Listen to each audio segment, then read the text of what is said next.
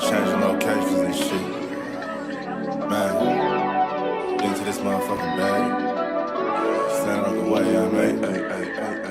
Sacrificing time for this shit. Man, I got a plan. Tried to tell niggas years ago. They ain't understand. Riding by myself in this coupe. I'm all in my head. Everything in life you can't replace. I build relationships. Pretty little smile make a nigga wanna lock it in. We met the same time I lost a friend. We should try again. You been on my mind. You should hop in. I ain't gonna hurt you, baby girl. You know we locked in. Used to be on FaceTime calls on the regular. Never made time, landed on my busy schedule. Now every time I hit the bay, you know I think of you. Working on your brand love, you know that. Henny the Moore reporting live from the liquor store, man. And when all three of us come together, man, it's Cowboys UnCut. It's Goddess. West Coast Cowboy in the middle, the Kanye West of this content stuff. And I'm a day one type of girl. Ain't nothing wishy-washy over here. I don't jump around, stick to one side. Yeah, the silver, the blue, we got them in their feelings. That star on the field, come pay the D a visit. They say it's hatred, is it? I call it hate and simping. Cause if we wasn't that hating, they wouldn't be in our business. Listen, West Coast say the water tastes better. The fan base go harder, and all the ladies get wetter. Yeah, that's how it is when you straight reppin' for Dallas. We get it in the trap, and landlord tell us what's happening. No explanations in no shape, form, or fashion. When Henny drop the stats, ain't nothing else to be asking. Them numbers don't lie, that's why your argument dry. And we still got them rings, you got your eyes on our prize. Whether eagle, giant, or a commando, you in the parking lot crying, we in the Lambo. We stay in our bag, we run it up in the draft. You still talking about the 90s, so who's stuck in the past? Get off me, and I'ma need you 6 feet back. Get back. And we ain't hearing nothing till your team beat Dak. And we ain't scared of running. So only one team over here is Cowboys. Believe it. Yeah, this you got is the poet. Big up West Coast Cowboy, HTM Sports, and Landlord from Alabama. Y'all check them boys out, man. Don't play around with the Cowboys content. Yeah, and you know it's DC. Yeah, DC4L. All day. Every day. My dear Aunt Sally, we is at the P right now. We gotta go to free agency, then we gotta go to draft, then we can talk about training camp. And Stephen Jones, who's also a multi-millionaire, moves and feels like a what? Like a dude that is got $15 in his bank account. We finna come marching to Dallas with our picket signs, ticket torches, everything we can find. Where mediocrity is too often the standard, too often rewarded, there's intense fascination with men who detest mediocrity, who refuse to define themselves in conventional terms, and who seek to transcend traditionally recognized human capabilities. The man who will find a way to complete each and every task to the best of his ability. The man who will adapt and overcome any and all obstacles. And that is scenes from the Dak Prescott retreat with the offensive skill position. But man, we are live now in the liquor store, in the trap, on the West Coast, doing it big, doing it major. Happy early 4th of July. Cause listen, a lot of y'all don't do shit anyway, so y'all need to go ahead and pull you up a shot. Go ahead and start grilling early. Go ahead and start blowing shit up. No, I know y'all strapped. This is America. A lot of y'all live in Texas. Well, you got the right to bear arms. So go shoot your gun or something, man. Happy 4th of July week. We doing it the whole week, man. One of the benefits of living in a red state. One of the benefits of living in a red state. They will not take our guns, sir. I love it. I love it. This is a hunting state, and we must hunt. Yes, indeed. Just don't hunt the wrong thing. My people. On my mama. Just don't hunt the wrong thing. But I ain't gonna lie. Speaking of that, I ain't even said nothing to him about this, man, but this been weighing heavy. It's some crazy stuff happening in the city. Birmingham, man. A young man named Jabari Peoples, he got murdered by the police. And they are denying the family of body cam footage. They said no. It's a lot of stuff going on, y'all. So, hey, man, keep his family in prayers, man. They said this young man was a straight A type student. This man had track scholarships all over the U.S. He had a lot of stuff, you know what I'm saying, going in the right direction. This young man had a bright future. And you know, the police saying that they walked up to a car in a park and, you know, they said they smelled weed before they walked up. And now they smell weed, so now they gotta search the car all of a sudden. Like, I don't know why you picked this car in the park, but, you know, that's what they said. So they got him out the car, searched him and all of that. And then they said he wrestled him down to the ground and dude got up and tried to run. And they said the police said he was running to a gun. That's why he shot him in the back. But with the gun floating in there? Wait a minute. The gun was in the car. So listen to this, though. Listen what one of the witnesses said. I know this is football content, but, man, right is right, wrong is wrong. This is my city, and this type of stuff is important to me. I got young black sons. You know what I'm saying? So, okay. One of the eyewitnesses said the dude didn't have on no uniform. He was not in uniform. So for one, that makes sense that he wrestled him when he got him out the car and all that. Like, well, who are you? You know what I'm saying? I don't even know if you are the police. Okay. One of the eyewitnesses said this man did not have on uniform. And they said the young men cooperated completely with what they said. And then, boom, he shot him in the back. So this is what an eyewitness saying. Now, the people who are like the police, it's called ALEA. It's like the Alabama Police Society or whatever you want to call it. It's an acronym. All right. They denying the family of the evidence and the body cam. Now peep this, and I'm gonna be done with it. These people said they didn't tell these people that their son was dead till the next day at like 10 o'clock. They had already did. Bro, they had already did the autopsy and everything and told them what happened before they even told them that their son was dead. What the hell? So it's finna be crazy down here probably. They got people that's demanding, hey, we demand the body cam footage or it could be some problems. So, hey, man, I just pray this family get justice. I hate this happened to him and his family, man. I just think that's crazy for them to deny the body cam footage. I think that's just ridiculous. So, man, prayers up to Mr. Jabari Peoples and his family, man. I think that's just crazy. Like, if it was nothing foul going on, why you can't just get a body cam footage then? Like, you see what I'm saying? If it wasn't no foul play, you supposed to just gave the man, you know what I'm saying? But I'm sorry, y'all, but that's what's going on currently in my city. It's crazy, and I just felt like I had to bring it up because that just touched my heart, bro. That's crazy to me. Nah, I understand that. Hey, everybody put R.I.P. You say it's Jabari Peoples, man. Yeah, y'all can look up the case, man. It's crazy right now. Yeah, that's some wild shit, man. I pray that he also gets justice.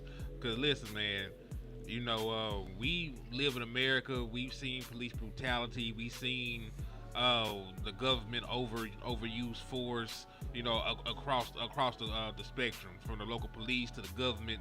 We know how they get down, man. You know, at the end of the day, it's us against them. You know what I'm saying? So we got to stand together on stuff like this, man. So prayers to Jabari Peoples. It's their family today. It could be your family tomorrow, man. So have the empathy, you know. And I just pray that everything works out in the favor of the family, man. I just pray they get justice, man, because I think that's crazy. Yeah, especially when you know you raised your child right, man. You lead them down the right path, and they still leave violently, man. You know, like you said, he wasn't no young nigga. He out here, you know, a good student. This man was a track star. Everything you ask for from a model citizen, man. And then, like, what people you know finna run away from the police and run to a gun?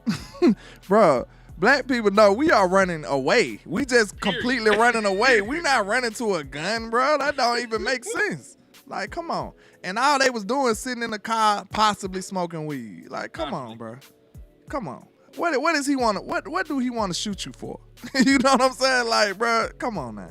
That story don't even make sense, which makes a lot of sense why they don't want to release the footage. You know what I'm saying? Exactly. Ooh, Jesus. Yeah, man.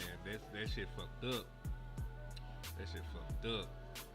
I'm gonna try and get back talk about football. I'm gonna try. Yeah, Maffa. We can go on that. Of course, he ain't gonna move like Barry, but he felt like it was a little slow to me. I ain't gonna hold you like. That boy he ain't fast. He chugging. He like. He was chugging along. Yeah, he gonna be a good. It was clunky. If he pans out, he'll be a good short yardage back, power back. Third down, power back. Yeah, you know what I'm saying? At least year one. Now, I had floated this idea out the West, and it's actually crazy when you say it. The kind of hype that people give Jadon Blue, you would thought that he had a Phil Maffa career in college. Because at least Phil Maffa was a lead back on a team. He was a 1,000-yard rusher, double-digit touchdown guy. Like, he's actually the guy that was a workhorse back and a lead back on a team that made it to the college playoffs. Jadon Blue was the backup of a backup that got an opportunity due to injuries. He was a splash player. Yeah. So when you talk about consistency and production, it's actually Phil Maffa who has it, but nobody even think Phil Maffa gonna make the damn team. Los is going crazy. He said he damn near tripped on one of them reps. Like that them reps was not looking that good to me, bro. I ain't gonna lie. He big though. He big, so you can't expect him to be super nimble at the same time. But I don't know, bro. I'm sorry. I don't know how to judge that. It didn't look that great to me. I'll say that though. You talk about that video that he floated around him working out. Man, that's crazy. Speaking of videos, the reason I played that video, man, is because would you consider that leadership by Dak Prescott organizing that year in and year out to get the skill position players together and get that time in? You said what about it now? I'm sorry. So would you consider that leadership? Of course. Absolutely. Like the retreat. Absolutely. That's exactly what it is. That's one form of it. That's one way to show it. Especially, you know, like I said, you building camaraderie. You building chemistry. These are the players that you're going to lean on and depend on. Like I said, Dak got them degrees in psychology and stuff like that and leadership. So you could see some of the practices that he got. That's why he able to talk to everybody. Everybody respects him. It's not easy to demand respect from a group of men. It ain't easy. You got to be authentic. You know what I'm saying? And that's why I feel like it was in Dak's best interest to never be too close to the Joneses. For him to still garner the respect that he get, you can't be too much of a company man.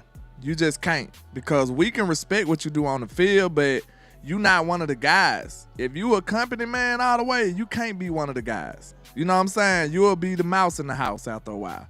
We would never be 100% locked in with you because we can't trust you. You know what I'm saying? We just can't. Like if somebody did something on the low, you know what I'm saying? They'll never tell Dak. You know what I'm saying? If that's the case, it's like, dang, I can't even go to Dak for advice, or you know what I'm saying? Like it's to a point where, you know, you just gotta be that type of guy. You gotta be able to be versatile enough to demand respect from the front office and demand respect from the players and coaches. And I think Dak do a great job at that. I agree. What's up with you, West Coast to me? West Coast in the building. I did one of your moves yesterday today, bro. I'm legit though, bro. Look, we're legitimately moving, and bro, I've been working since yesterday morning. We started last night. The grind don't stop. Never do. Bro, I literally, listen to me, man. My lady went to go get the keys to the new spot, and I told her I was gonna take a nap before the show, and I woke up to my son saying, "Oh, you've been asleep for a long time." You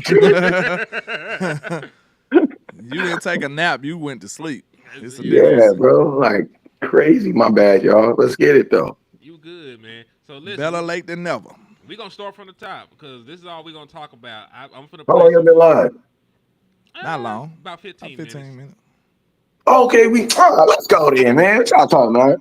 Yeah, let's I did not do a Henny because Henny was 45 minutes late. Then when he got on there, at least I wiped my face. Henny just got straight on there. He still had the eye boogers in his face.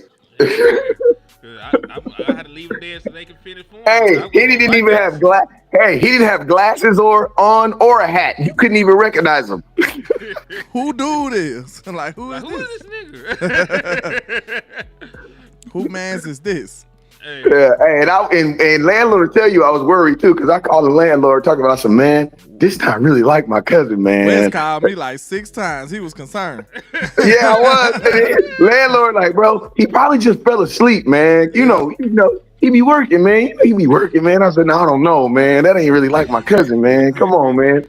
I fucked around, ate that chicken. I got still too long. It was over. Man, at first I thought, man, I ain't know. But hey, but let's get it. But hey, I'm ready though. Shout out to JC Cowboys Network in the building, man. Our YouTube JC, brother. Man. What's happening with you? You said JC or JB?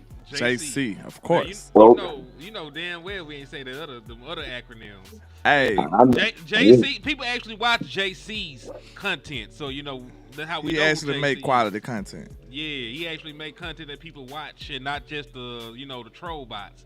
It's about that time, JC. It's been a minute now. It's about time to put in some work now. We gotta link up. It's been a while. Yes, indeed. But to start back over from the top, for anything that you missed, Wes, we were just talking about this. I just played some footage from the Dak Prescott retreat. You know what I'm saying? For anybody that ain't seen it just now coming in, here it is. Where mediocrity is too often the standard, too often rewarded, there's intense fascination with men who detest mediocrity, who refuse to define themselves in conventional terms, and who seek to transcend traditionally recognized human capabilities. The man who will find a way to complete each and every task to the best of his ability. The man who will adapt and overcome any and all obstacles. So, Wes, there's just some footage and some stuff from the Dak Prescott retreat that he has every year. So I posed this question to the landlord, and he already answered it. So I'm gonna pose the same question to you. Do you consider consider that leadership by Dak Prescott, getting all the offensive guys together every year, you know, doing the extra work, flying them out, paying for everything, and building that brotherhood? Would you yourself personally consider that leadership? Shoot. As soon as you said paying for everything, yeah, that's leadership. Put your money where your mouth at, right? Yeah, man. Like, hell you mean? As soon as you know what's crazy? Because I saw Micah Parsons with a bunch of dudes too, and I know they're off right now too. So I was wondering too, like, damn, I wonder who paid for that? Because man, like being a young player and only because like people thinking, yeah, most players in the NFL are only making minimum league minimum right now. You know what I'm saying? There's only they say there's only 12% of the people in the NFL right now that are on $1 million contracts. Most people in the NFL are making league minimum. So even when I saw Louisville and yeah, there you go, bro. That's the picture. I'm gonna tell you, when I saw that picture right there, the first thing I thought about was, damn, I wonder who paid for that, because them dudes right there is paid. But Louisville and all them dudes in the background, I was like, nah, they ain't got money like that to be flying around the United States. So if I'm a betting man, I think it's Micah and Osa that paid. That's exactly what I was thinking. The ones who are paid, yeah. Exactly. That's the one. That's exactly what I was thinking. But I mean, where they at though? Where they at? They're working out with a defensive line connoisseur. They're working out together with a defensive line connoisseur. Lance Dean, I believe his name. I'm guessing that's him right there.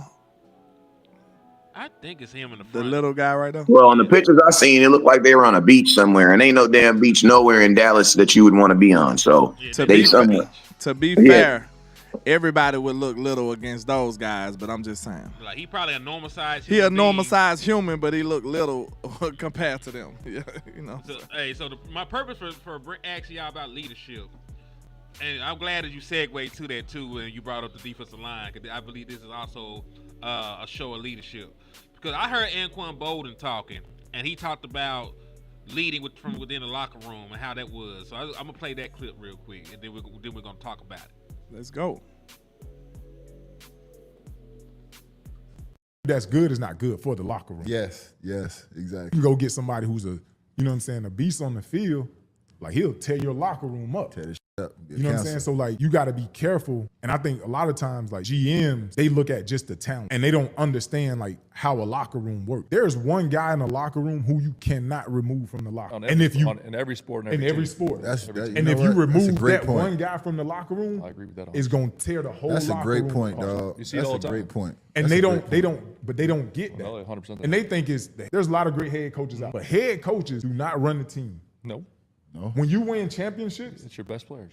Players that run the 100%, team. 100%. Yeah. All of the championship teams that I've been on have actually been run by players. And I'm no disrespect, I've had some great coaches. But if a coach has to coach every day, You get a bad team. your team ain't gonna be that good. And that's Anquan Bolden, future Hall of Famer, former first-round pick. Anquan Bolden, if you're not familiar, won a BCS championship with Florida State. He also went on to win a championship with the Baltimore Ravens. Over 13,000 yards receiving, if I'm not mistaken. He one of them ones. So he's a great wide receiver from the 2000s. And he personally said out of his mouth, He made his hay in Arizona, though, right? he made that bread in Arizona. Yeah, he became one of the ones in Arizona. I think his later years was in Baltimore, right? Yeah, because he had Okay. set like a rookie record at the time when he came in. He was going crazy. He transitioned to the slot and went crazy. Yeah, Anquan was dope He's for one of real. my favorite wide receivers that did not play for the Dallas Cowboys. Yeah, he was a beast out there. But I like what he's saying though, man. So when we think about it, we gotta look at it and say, hey, it's a lot of ownership far as Players. blame and stuff when it comes to the players. We always talk about coaching, but think about it. I look at coaching almost like your parents. You know what I'm saying? They responsible as long as they in front of you. You know what I'm saying? Because after you leave, after the kid leave, like it's up to them after that, right? Mm-hmm. So it's like, how many coaches are gonna be so hands-on that they monitoring these players 24/7? None. So when somebody in a panic situation, who you think they gonna call? Dak or Schottenheimer? They'll probably call Dak. They gonna call Dak first. They gonna be like, Dak, hey bro, what you think about this, bro? Like, I messed up. I'm gonna be honest. You know what I'm saying? I screwed up. This what happened. They gonna go holler at Dak first. They not gonna holler at no Schottenheimer yet. You know what I'm saying? They don't trust him to that degree yet. I feel like they gonna holler at the leaders on the team. They gonna holler at Micah. They might holler at Mike if they on the defense. They gonna holler at they immediate superiors to kind of gauge the situation first. And you need that. So, on the day-to-day motivation and inspiration, you need your best players to be pushing that, to be the driving force behind that. Your coaches can only say so much and do so much. Your coaches ain't going to be running that drill with you. You see what I'm saying? Shotty ain't finna run that drill.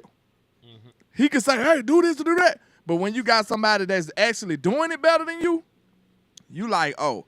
And Wes know, Hen know, people that play, when you a real competitor, you like, oh, this motherfucker ain't finna get me this rep. He got me last rep, you know what I'm saying? But this rep, I'm finna show him that I'm really like that. Like competitors, we compete at everything all the time. That's just how it is. You know what I'm saying? You not finna make more money than me. You not finna, you know what I'm saying? We just competitive by nature. So it's like rep in and rep out. You need somebody that's pushing that type of culture and pushing that type of effort. And the coach ain't gonna be able to do that every time. All right, I'm gonna let Wes go, but I'm gonna read this super chat from my boy B Bird real quick. He said, "Salute to B Bird for the $4.99 for your mind." He said, "I've never really questioned Dak's leadership.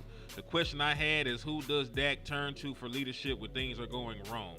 And I think that where coaching does come in, when the leaders on the locker room need direction, that's when the coaching matters. But like what he said. Like you said, the coaches coach sometimes, but he said if the coach got to coach every day, you ain't got the right guys in the locker room. Like even think about where he was. We talk about the leaders in that locker room. Ray Lewis was running that team. So guess what though? If you ain't got the right players in the locker room, who's responsible for that? That's gonna be the GM. See what I'm saying? That's why it's a domino effect. That's why you gotta actually go get the right players in free agency and draft the right players and play the right players. I feel like if you ain't playing the right players, it's gonna be bad energy in the locker room. Real talk. Cause if everybody know Wanye supposed to be the starter and he's not, that's just it kind of kill everything. You see what I'm saying? It's like, what should I have to do to become the starter if this man is better and playing better and more capable, but he's not starting? It's like, it's a little demoralizing, right, Wes? You see what I'm saying? It's like, what do I have to do to become this starter if I know this dude's supposed to be starting and he's not? That's why politics is bad for the locker room. It's bad for sports. It's bad for Dallas. It's bad for everybody. That's why we need to get rid of it. It's hard to do, but at least keep it to a minimum. Indeed. Wes.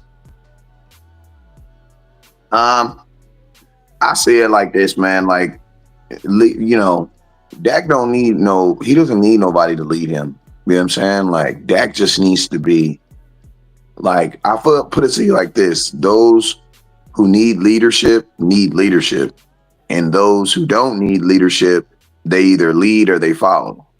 What do I mean by that is, you know, not everybody on this team need a daddy. You know what I'm saying? Like, some of these dudes understand what they're supposed to do without telling them what they're supposed to do. You know what I'm saying? So they don't necessarily need someone leading them. You know what I mean? Like, but for those who need a leader, Dak can be that leader. And for those who, you know what I'm saying, it may not even be Dak. It may be somebody else. You know what I'm saying? I'm not expecting Dak to be the leader of men. You know what I'm saying? Because at this level of the game, you know, your responsibilities and what you have to do in life should be leading you, bro. Like, if you need Dak to motivate you at this portion of your life, you're a fucking loser, bro. You're a fucking loser. Like, what else am I supposed to say, bro? You probably had mamas and aunties and cousins and all types of people who have made sacrifices for you to get to this point. And you tell me you still need somebody motivated to get you up every morning? Hold on though, Wes. You right, but you mean though. Cause look, everybody ain't gonna be winners on the team. You got 53. Yeah, but you know what? I'm gonna tell you though. In this aspect of the game, you need to be weeding those dudes off the team though. You need to be weeding those guys out. Like, that's just be real. Yeah, like, listen to me. I had an interview this morning. I had an interview for a I'll tell you, man, I hope I get the job too. I had an interview today for an area manager for AT&T. It's like 7 stores. I'm gonna have like 80 employees under me, right? This lady asked me today, she said, Mr. Jamerson, what would you do? I just told my full first name. She says, what would you do if you had like employees that are, you know, that aren't doing as well or not as motivated or da-da-da-da-da? I said, well, I'm gonna be honest with you. The first thing you got to do is you got to find out if they really want to be here, man. like before I go putting into motion this plan to get you back in successful and get you back online and get you, you know, find out what's really going on with you and stuff. Nah, bro, I need to flat out ask you, do you want to be here? You know what I'm saying? Is this what you want? Because if this is what you want, then we can create plans and stuff to get you where you need to be. But if this ain't where you want to be and this ain't what you really want to do, then guess what? No matter what I say or do, man, you ain't gonna do it. It's gonna be a waste of resources. You know what I'm saying? So I think right now, man, the Dallas Cowboys, they need to focus on getting hungry. They need to focus. Obviously, it's too late now because the team is already built.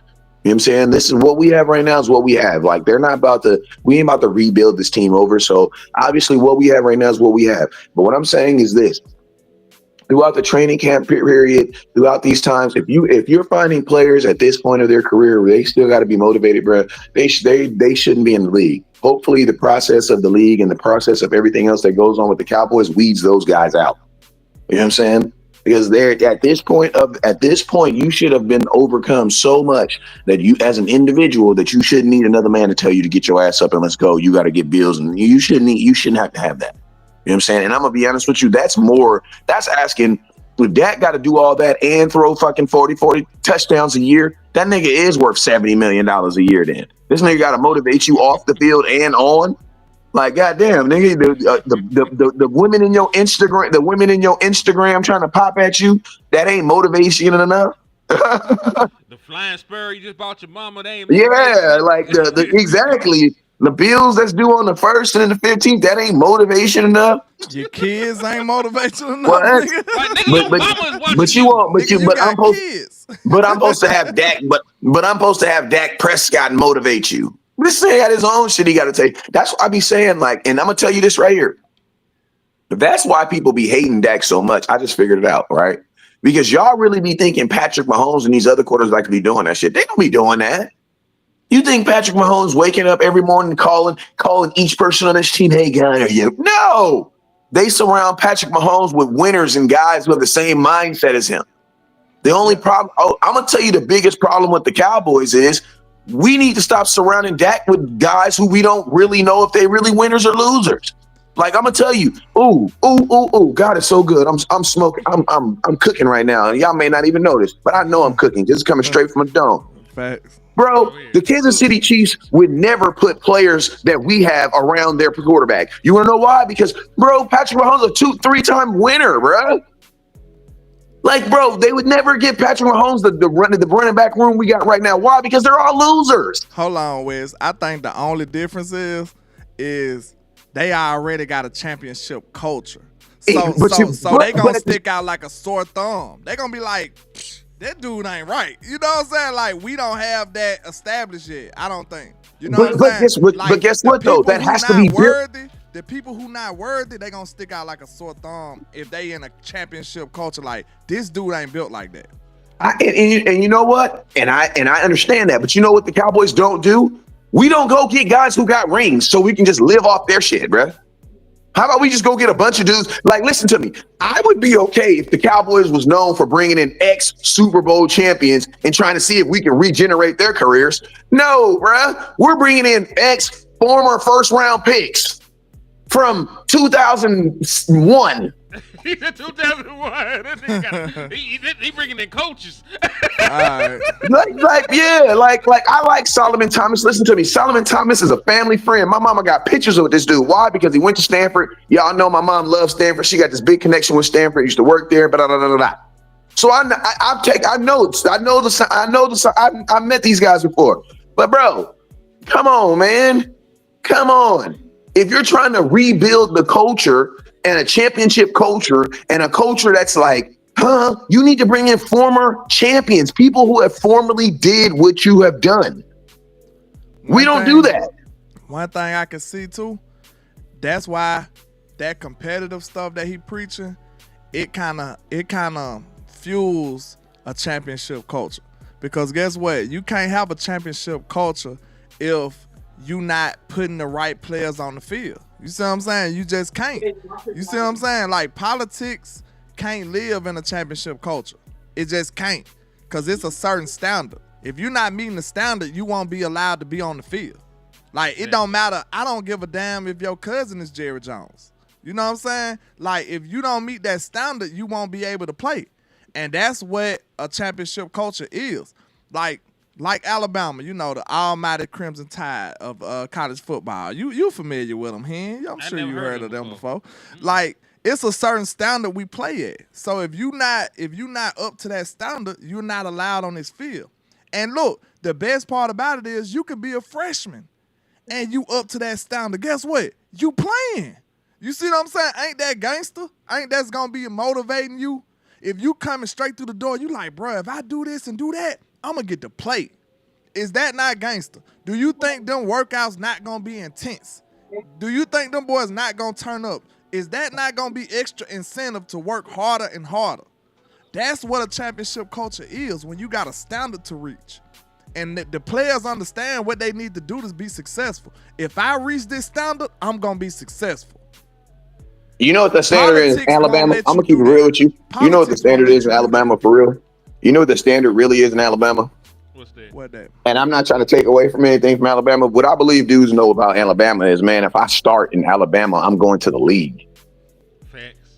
That's what I believe. That's a standard. That's because think about this. No, I'm not taking away from it, but I ain't gonna lie. We could have a whole nother show about this. But when Nick Saban left, I think that championship mindset kind of left too, to be honest with you. But what I do believe is still at Alabama is people know that, hey, I don't necessarily think the standard no more is championship. I think the big standard with Alabama is going to the league, bro. Like, that's, you know, like if you were put it like this, there's 22 starters on any football team, right? If you were one of the 22 starters on an Alabama team, you're most likely going to the league. That's the standard, bruh. That's really the mindset. You know what I'm saying? When you go to Alabama, bro, if you're one of the 22 starters on Alabama, on Alabama at any position, you're pretty much going to the league, bruh. Like, you're going to the league. No ifs. I think Alabama is like the Kentucky. Like, bro, it doesn't matter if Kentucky wins a championship. If you're one of the 5 starters on the Kentucky Wildcats, bro, you're going to the league. You're going to the league. You're going to the league. I'll say this too, back to y'all original point about how Kansas City surrounded Patrick Mahomes with winners and stuff. Patrick Mahomes came into a team that was already a playoff team. You know, like they already had Travis Kelce there. They already had Tyreek Hill. They already had a decent offensive line. You know, they had already found Kareem Hunt when Patrick Mahomes was drafted to the team. So the nucleus of that team was already in place. It was just up to Patrick Mahomes to come in there and ball. Because, you know, that was the reason that you got him when you still had Alex Smith. You know, Alex Smith wasn't a bad quarterback. He just wasn't an elite quarterback. The standard for Patrick Mahomes coming in order to even get the job is to live up to the expectations of, I'm gonna be an elite quarterback. I'm gonna put up these numbers and I'm gonna give them the best chance to win. You know, and you already had and we talk about former Super Bowl winners. Andy Reid had already been to 1,000 Super Bowls. He had been to all those NFC Championship games. He'd been to with Super Bowl. McNabb and T.O. Yeah. So he was already an established head coach with skins on the wall to help him navigate that.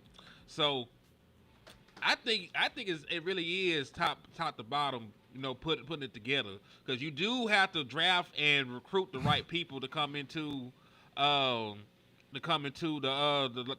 locker room to build that culture. You do have to have the right coaches around to make sure that the schemes and everything else work, and you know, and all the other stuff. So all that shit is really top down. Dude said I look like Jeezy with hair. That's crazy. No, he. I look not. like Kobe Bryant too, don't it? And Michael Jordan. Yeah, I seen Jeezy with hair, and that nigga shit was at the top of his head. He just, I mean, I don't want to call you a racist, but I mean, I don't know now. You just saying all us look alike, because I don't look shit like no damn Jeezy. That's crazy. It might be the shade. Hey, I look like Kobe and Michael Jordan too. That's crazy. Yes, indeed. So I look just as much as I look like Michael Jordan just as much as I look like Jesus. I'll say that. Damn. That's crazy. All right, so I got another question for y'all, man. Go ahead. All right, so we off the subject of leadership. Now it's just about B Bird just hit you, man. Hold that thought and holler at him. Hold on, he just hit me. Let me go down here and see. Hold that thought now. Don't forget what you were saying. I'm gonna hold on to it. I probably ain't. Shout out to my boy B Bird for the $4.99 for your mind. He Salute. Said, landlord is right.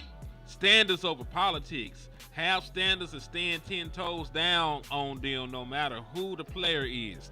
Saban left standards slipped.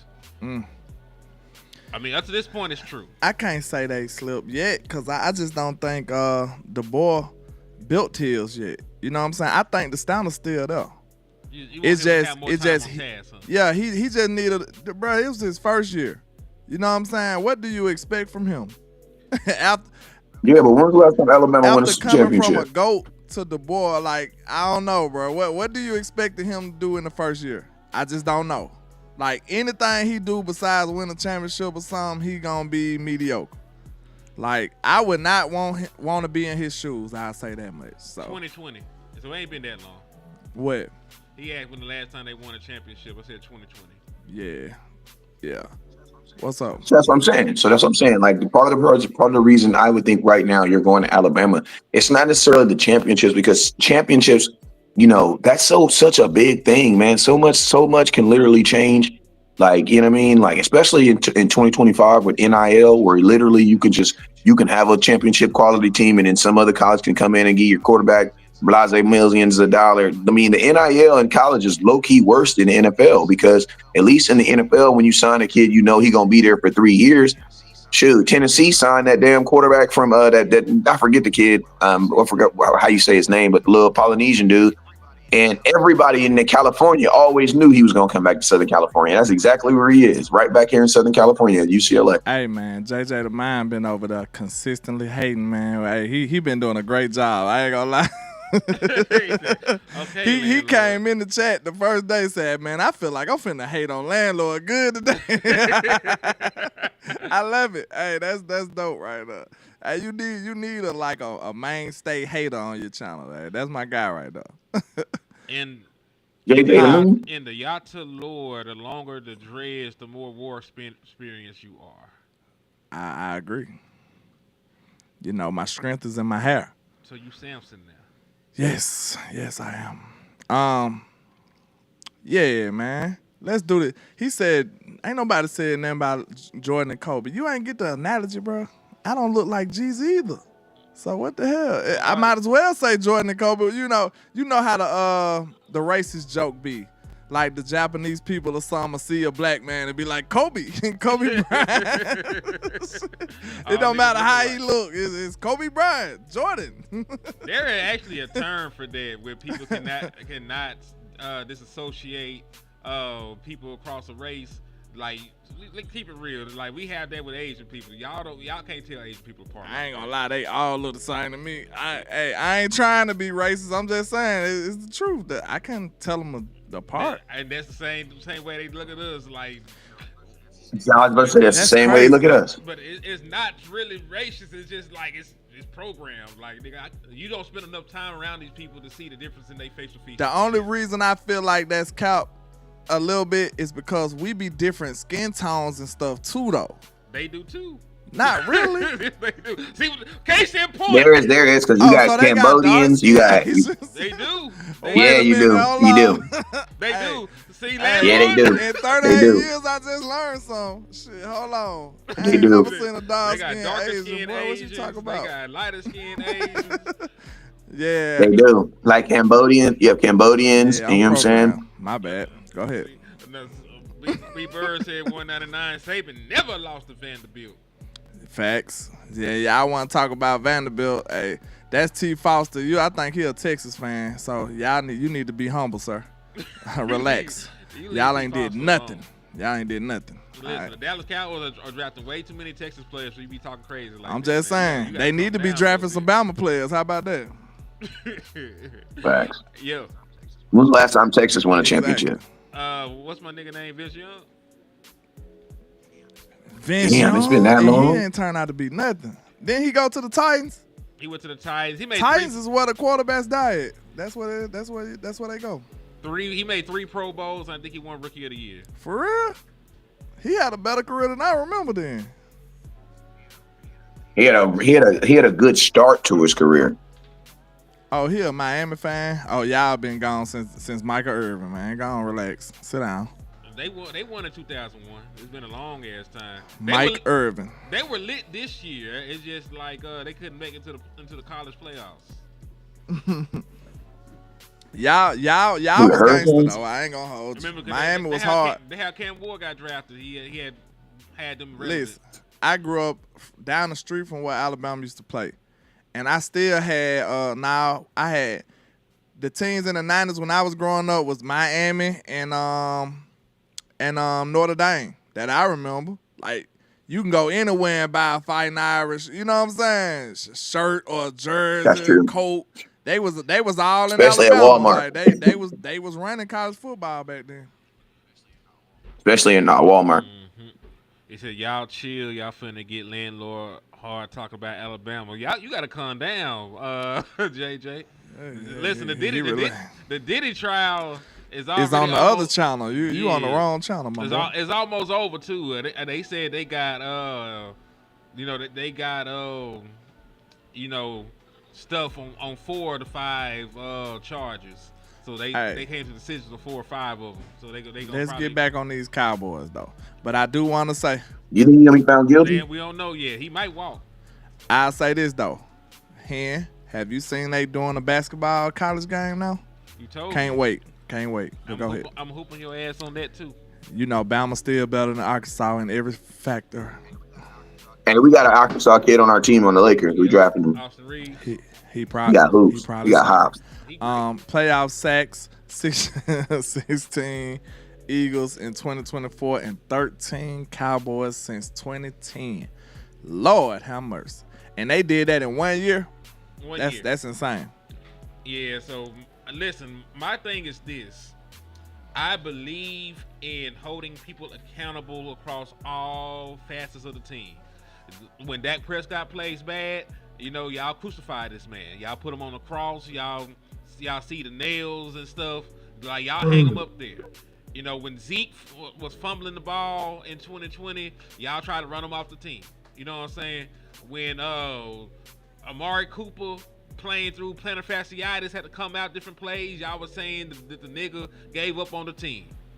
Why don't y'all ever have no smoke for the defense? And listen, the defense, I love them guys. I got nothing but love for Trey. I love Micah. I love Overshown.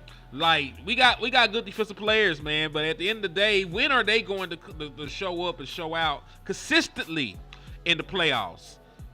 Like, when they gonna show up consistently? That's my thing. I want to talk to y'all about. What the hell what is it going to take for the defense to do the things? And I'm not even asking them to do anything out of the ordinary. When are we going to see regular season Dallas Cowboys defense in the postseason? Where are we going to get those turnovers? When are we going to get those sacks? When are we going to be disruptive? When are we going to not give up 30 points? I've been on this tangent about we've been living off turnovers, and you can't do that. You just can't. It's a wonderful thing in the regular season when they just happen all of a sudden, and but I want y'all to revisit some of those moments. If you think about it, a lot of the times, those teams was driving on us. Like, I promise you. Go back and remember, like, when we got that timely interception or fumble or something like that, when we forced that turnover, the teams usually be driving on us. Like, believe it or not, even when our defense was good, I remember several times when it didn't matter who we was playing. They was still netting positive on yardage and driving down the field on us. We'll just do some gangster and get a turnover, and then it looked like a blowout. Mm-hmm. Like, even the Giants. Go back to them games. The Giants were sustaining drives with sorry people, and we'll just get a turnover all of a sudden. Or they'll be first down, driving to the 40-yard line. Like, they were still gaining yards and actually driving on us on a consistent basis. Mm-hmm.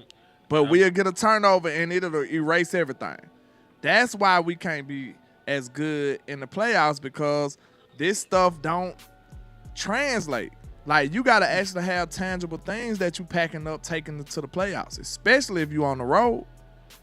You got to be able to take red zone defense, short yardage defense. You got to be able to take all of these situational type plays. You got to be able to capitalize on them. And I feel like we come up short in a lot of those situational plays and stuff. I feel like we be lacking in those situations. Well, what you think, Wes? I think a lot of it also has to do with the fact that the teams that you play, they change their style of offense when they go into playoffs too. Like, most teams that throw the ball 30, 40 times in the regular seasons aren't doing that in the playoffs. So it's like, most teams, when they go into the playoffs, they're not winning the way that they should win. They're winning the way that the film says to beat you.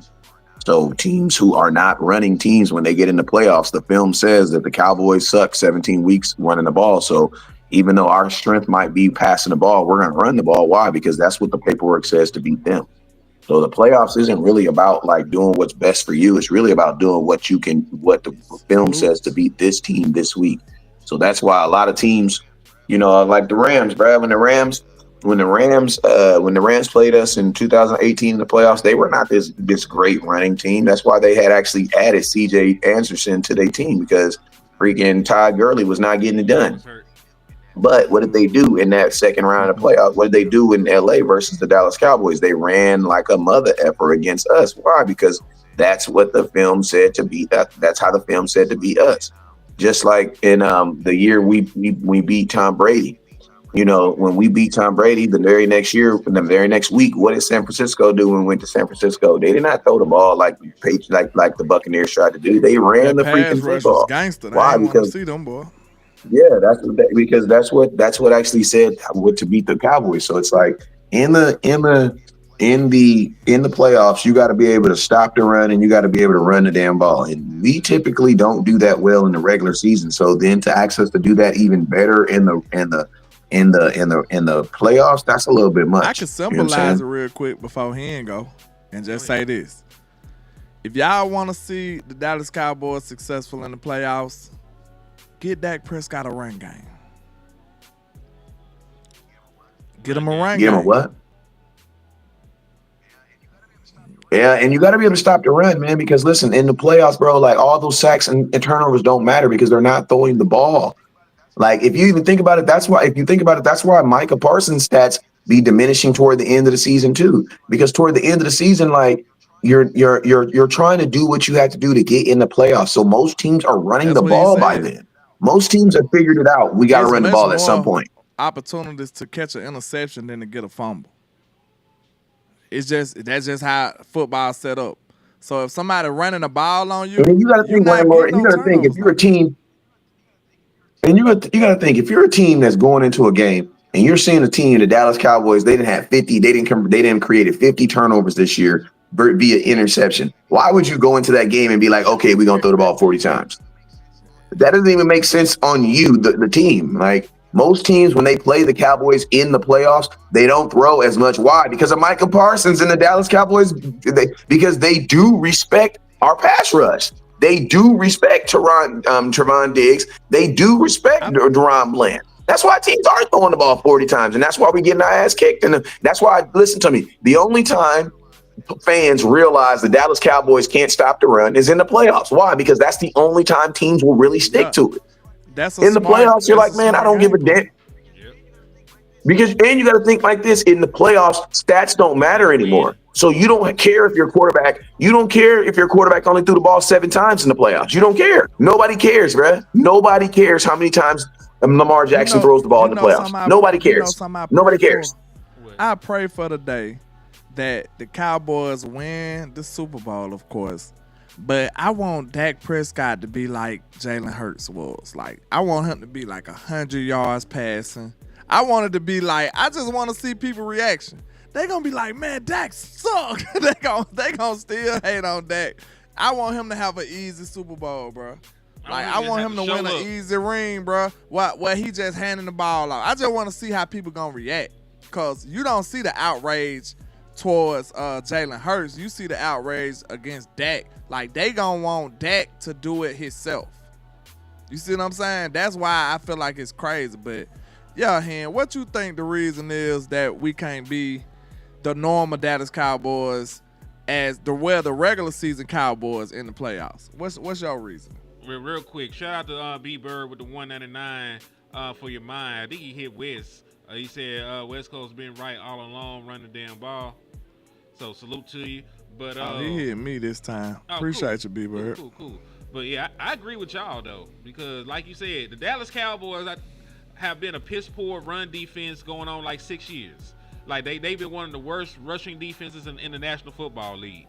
So of course, when it comes time for these boss fights and you gotta get in a single elimination game, they're gonna exploit the weaknesses that they have. They're gonna line up, they're gonna go heavy, they're gonna run the football. They're the Dallas Cowboys to stop it. And because the Dallas Cowboys are so bad at stopping the run, a lot of times we got to still have to try to stop it, and then there go the explosive plays in the pass. Well, that's what a smart coach would do. Yeah. I mean, that's what's been happening to us. Look at the Green Bay game. Look at the 2 49ers games. Look at the game against the Rams. Really, like the Dallas Cowboys, if they ever are able to stop the run, they will be able to get some of these sacks because teams would be forced at that point to try and move the ball a different way. If you knew the Dallas Cowboys could shut your run down, it would make you have to play the Dallas Cowboys a little bit more evenly. Let me ask y'all this. Y'all don't like the fact that Dak ain't won that many playoffs games, right? Mm-hmm. But if you look at it, how many times even the objective Dak fans, the people who don't like Dak, that just feel like he's terrible, right? Mm-hmm. Y'all at least have to admit this. We go into these playoff games and it be Dak or bust. It do. Most of the time, I don't remember when the other parts of the team performed greatly and Dak just couldn't get it done. Now, I seen the defense perform greatly against San Francisco, but the run game went there. Like, he had no run game. So it's like, now he one-dimensional and it's all on him. I'm not taking away no blame from Dak. I'm not saying Dak is without sin. But I am saying, like, hey, even like the people who don't like Dak, y'all should be the ones who really pushing the fact that, hey, don't put it all on him. Because he trash, right? So why do you want everything to be on him? You get what I'm saying? Like, if I'm somebody who feeling like Dak ain't the greatest, I'm sitting up here like, guess what? I want his load as light as possible. Because I don't want to depend on this dude. So why is everything Bro, I'm gonna tell you this. People on who him, man? If I'm down on Dak, I'm like, bro, I'm trying to make this dude's job as easy as possible. Is that crazy or what? That makes sense. Facts. People who don't, I'm gonna tell you this, and why I'm gonna tell you why people like that don't think that way, landlord. Because people who don't like that subconsciously are okay or not. They are subconsciously okay with not making the playoffs next year. Just being honest with you. One more time for the people. I said people who don't like Dak and want Dak switched out or gone are also fans who are subconsciously don't believe the Cowboys have a chance to win, go to a Super Bowl, or make the playoffs this year. Those are people who are, because if you ask them their thought process behind that, you lay out their plan. It's not about going to the playoffs. It's not about going to the championship. It's about getting Dak out of here by any means necessary. And that's what's most rewarding to them. They be on some type time like anybody but Dak. That's when you know exactly, and that's why I be saying, like fans, and that's why I say fans who are at that point in their life, they're not thinking about the playoffs or they're thinking about championships. They're thinking about getting the gratification of getting Dak off this team.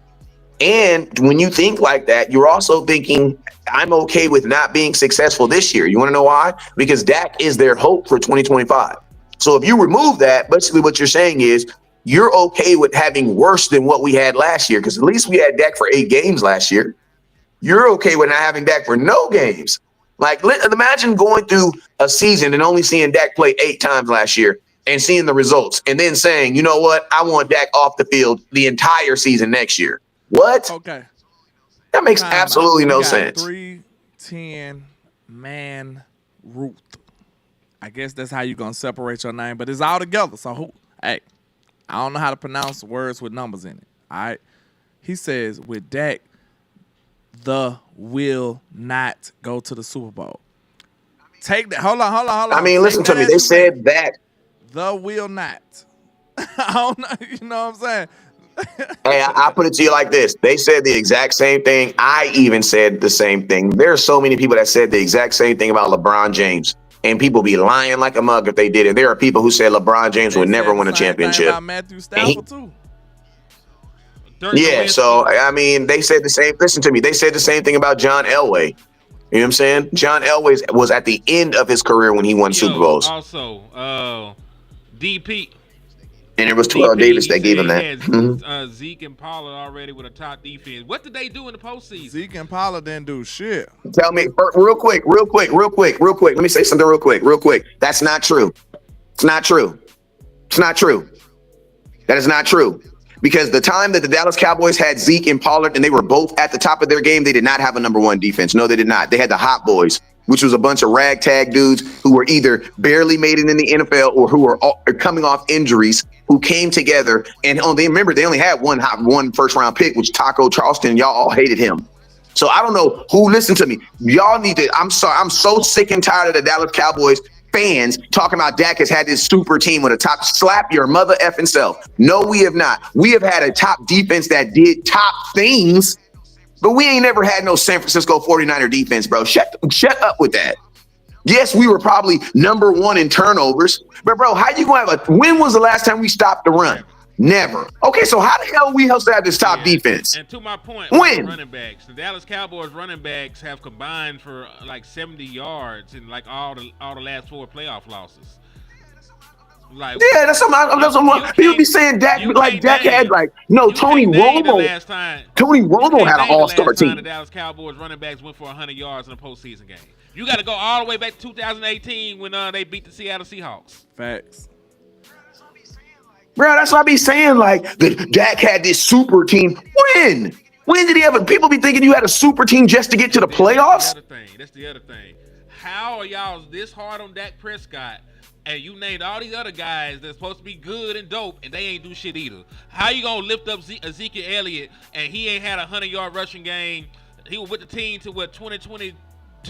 He ain't had a 100-yard rushing game in the playoffs since 2018. Tony Pollard ain't never had a 100-yard rushing yard game in the postseason.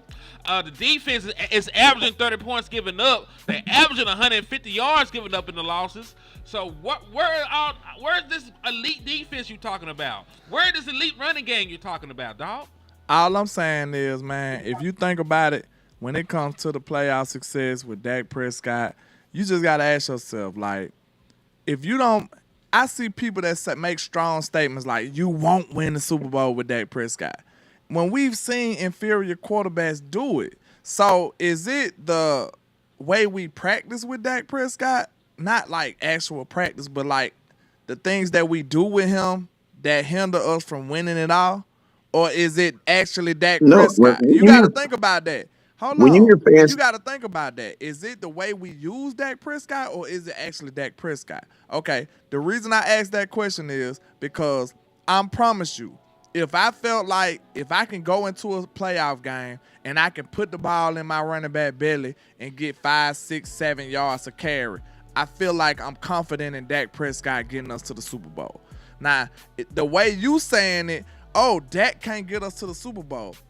If it's only on Dak, if we sitting up here depending on the passing game solely, I don't know about that. I don't think nobody could actually accomplish that.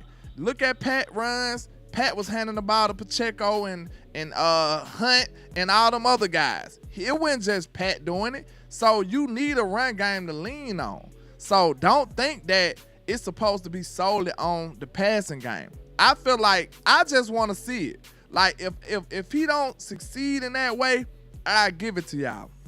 But I promise you, I am super, like, my confidence level in Dak Prescott with a good run game is on 10. I feel like he can do whatever. If you give him a run game that he can lean on, I'm that confident in him. Like, I'm not saying that Dak the best quarterback ever in the league. I'm just saying that if you minimize the things that you require from him, just like almost anybody else, you know what I'm saying? But if you lower on Dak, do it a little more. Like, require a little less from him, and then boom, you probably get a successful result. That's all I'm saying. Like, so when people say this stuff with their chest, when they just like, oh, Dak won't win a Super Bowl, to me that sounds like you ridiculous. That just sounds like you one of those anything but Dak people. And when I could tell you, me, landlord from Alabama, I could paint a picture. I could put together a team. I could put together a situation where I feel like Dak will win. So you just telling me that you can't win with Dak at all, I think that's disingenuous. Mm-hmm. And also, Dak Prescott is the only quarterback that's held to the standard of having to do everything. They literally had Josh Allen do less this year, and they gave him the MVP. Like, this man, for his career, this is like one of the seasons he had the fewest of his passing touchdowns, the fewest attempts, you know, all that other shit, and they were good enough for him to get league MVP. And they asked him to do less, and they were running the ball with Jared Cook. So that's all I'm saying, dog. Like, Dak Prescott is the only quarterback that y'all asked to go out here and win by his goddamn self. Just throw the ball all around the yard, no running game, put up 50 points because your defense ain't shit. It's on you, Dak. Just do what you got to do. And I don't agree with that shit. Go on. Like, I'm not in the business of taking up for nobody. Because, like, look, I'm going to find that episode here where me and you just came out and bombed on that. Like, we ain't sparing nobody, bro. We probably need to clip that. Like, we ain't sparing nobody.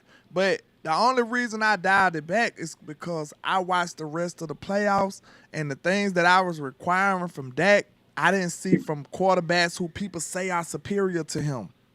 Mm-hmm. Is that not a logical reason to dial it back? I try to be fair. I try to be truthful. I'm not sitting up here trying to cope for nobody. Like, I don't have an agenda. I just want the Cowboys to win. That's my agenda. Like, I don't give a damn if I felt like Dak Prescott was literally hindering us from winning, I'd be like, get Dak the fuck off my team. Yeah. That's just how, like, real talk. I'm like that. have no emotional ties to nobody. If you fucking up my team, excuse my French, if you messing up my team, bro, you gotta go. I want to win over anything else.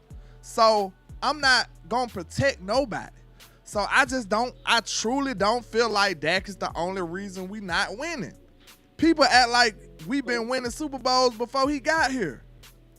Like, y'all crazy. Like, I don't see that. So I'm just saying, if it's impossible for you to see a way that we can actually win with Dak Prescott, I feel like something wrong with you. Like, you are kinda, you a little too much on the edge. I just feel like you kind of crazy because I've seen far worse quarterbacks do it in a better situation.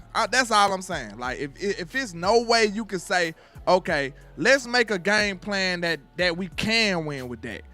I want to ask every Dak hater, can you at least give me a game plan that you could win with him? If you feel like it's no way possible, I just think I don't want to talk football with you after that. I'm done. With? Man, I think most people who say that say that Dak's not going to win a Super Bowl, what they're really saying is they don't want Dak to win a Super Bowl.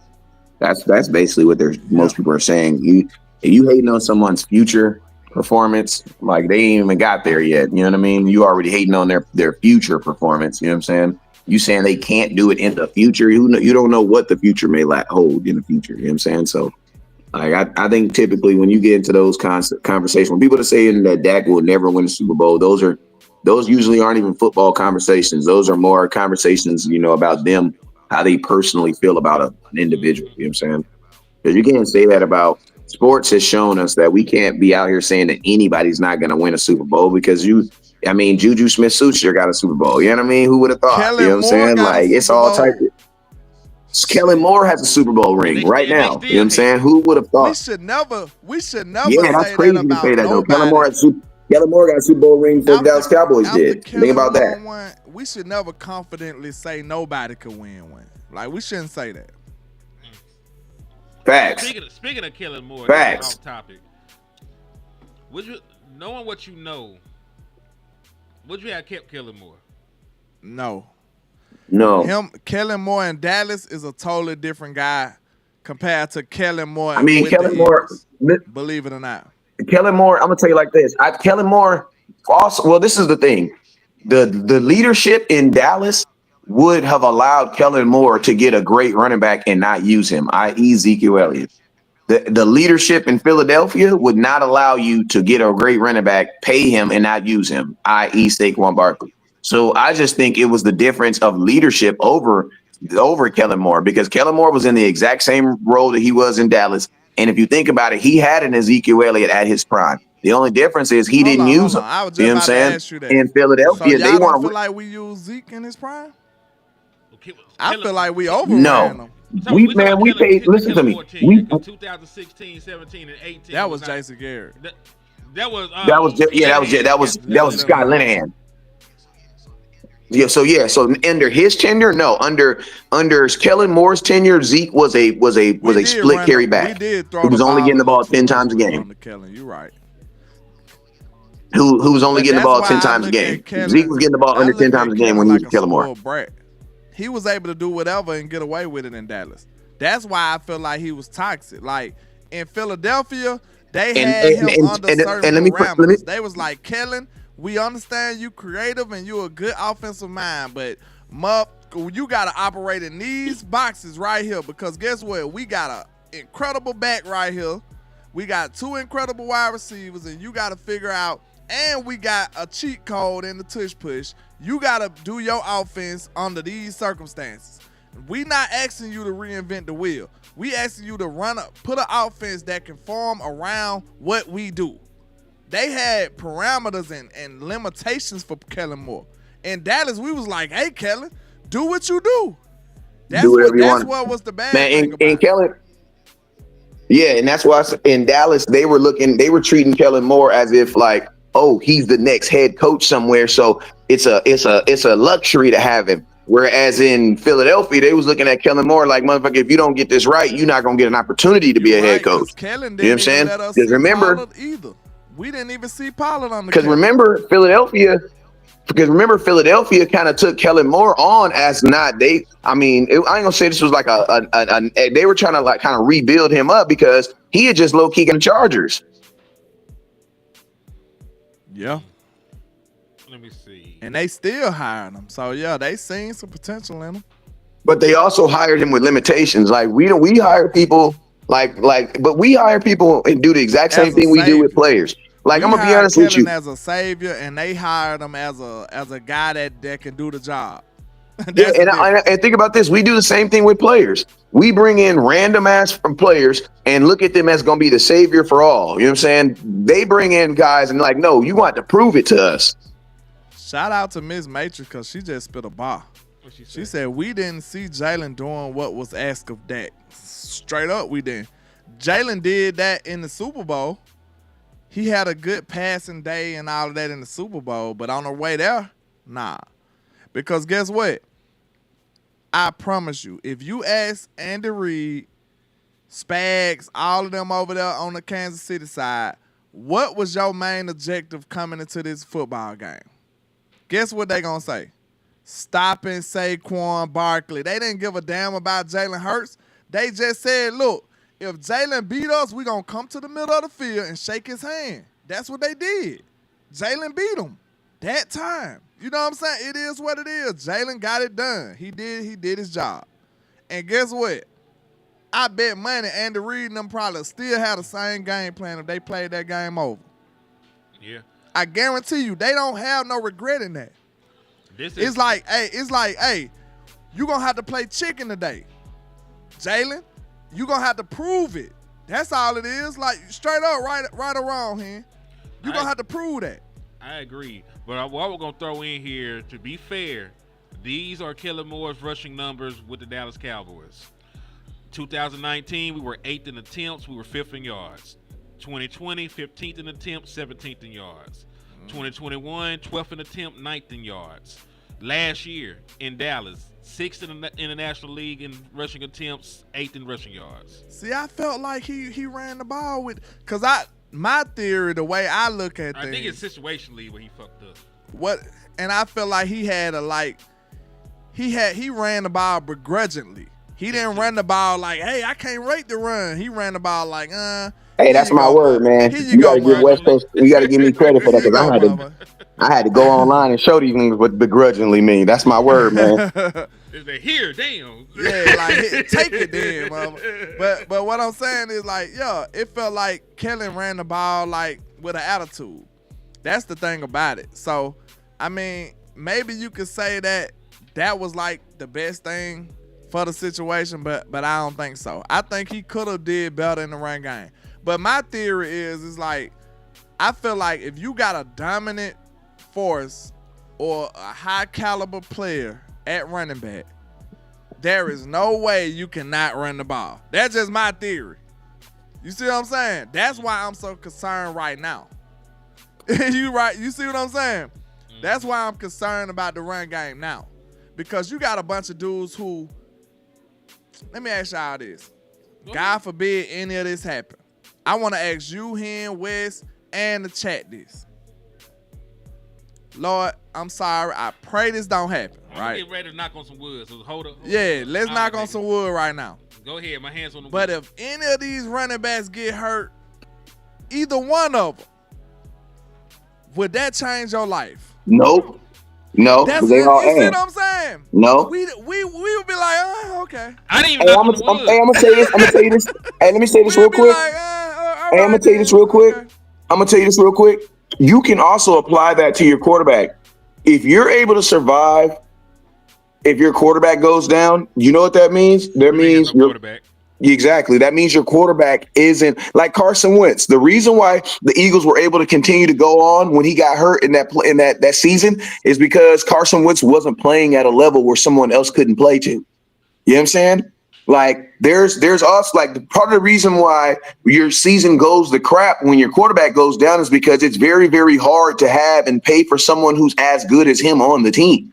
So if a team is listen to me, if you're able to get hurt and the team is able to play well without you, that means they're probably going to get rid of you the next year. You know that, right?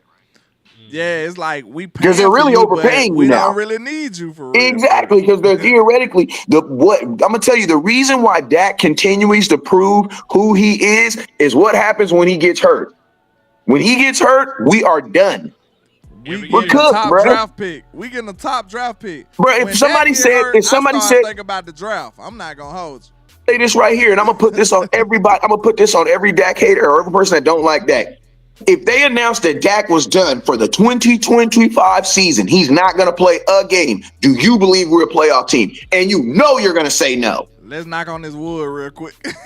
But I'm just Knock on that saying, wood. real talk. There's not anybody, any person that says that as much as they may hate Dak, okay, Dak's not playing. What are the Cowboys next year? They all gonna say, "Well, are you a playoff team?" No. Okay, Your so then my problem question. with that comes in the playoffs. You see what I'm saying? But we gotta look at it like if he wasn't the starter game 1, you You're checking not out. going to the playoffs. You checking out. You might Most not fans, go listen to to a me, game. but most fans honestly think. You might not even go to a game with. Hey, listen, most fans honestly think they can still make the playoffs without Dak. Though the fans that don't like Dak, they honestly think they can make the playoffs without him. Hold on, West Coast. Hold on. I gotta ask you a question. Hold on, We're gonna get the I'ma B-Bird. stop We both gonna of get the B-Bird real quick. I know you old, so go ahead. Have we ever done it though, Wes? You see what I'm saying? That will let you know how delirious and delusional they are. Have we ever went to the playoffs without Dak? Nope. During his tenure, of course. Mm-mm. Absolutely not. But shout out to B-Bird with the $4.99 for your mind. He Easy. says the Joneses take risks by signing mediocre players that no other GMs would risk their job over. They try to see how little they can do and still win. That's a bar.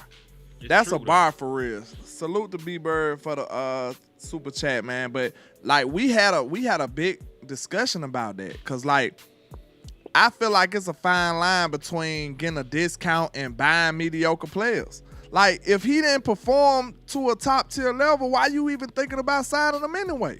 The fine line between love and hate. No, Then you think about it. We got to think about it. The Dallas Cowboys are very nefarious. What Mr. Desmond Bryan said.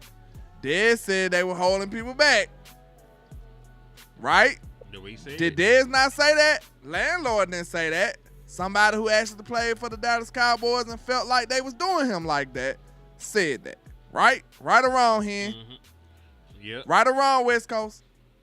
Right. Okay, so Des said that. So maybe they hold some of these players back and then be like, okay, now we can sign you. So that's why I said Wes made a good point. I don't know if it was on air or on the phone, because we have some epic conversations on the phone. All the time. You know what I'm saying? The best content be on the phone. I'm going to mess around and just be live when I call y'all one day. I'm not even tell y'all. The best content be on the phone. Wes said this. I think it was Wes that brought it up. He was like, ain't no way Pickens gonna have one of those years like that. Mm-hmm. You see what I'm saying? Like, at the max, he might get 1,000. And, like, I know he capable of more, but I wouldn't bet my money that he'll get more, especially after what I heard from Dez. Because guess what? It seems like Jared will hinder our own success just to get a discount. Mm-hmm. Ain't that crazy? Yeah, because they're thinking about they think so much. They're so focused on the next woman that they don't take care of the one that's in front of them. You know what I'm saying? Mm. Like So now I'm looking at Pickens like, bruh, I really swear be a I Cowboy. don't see how I don't even see a way he could be a Cowboy no more. When you think about it, Yeah. because if he underwhelmed, we don't got a reason to sign him, even if it's prejudice and politics, right? Mm-hmm. Jerry Jones and the Dallas Cowboys and Stephen Jones, I have a reason to say, look, Cowboy Nation, why would we sign this dude? He only had 800 yards or 700 yards, and we sitting up here like, damn, true? How many targets did we treat him like a real number 2, though? Like, now we got these questions.